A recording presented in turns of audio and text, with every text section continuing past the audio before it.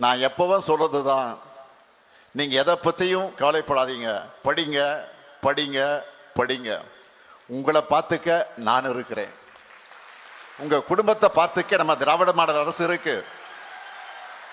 பணம் தேவைப்படுகிற உங்க அம்மாக்களுக்கும் மாதம் 1000 ரூபாய் உரிமை தொகை தரும்.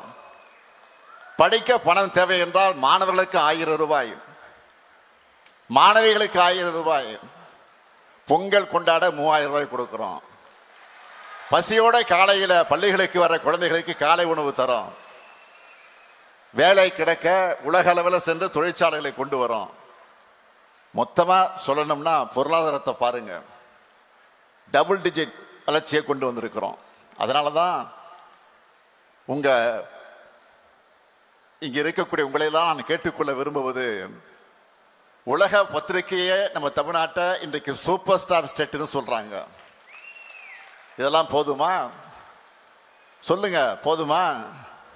கண்டிப்பாக போதாது. இன்னும் வளர்ச்சி வேணும்.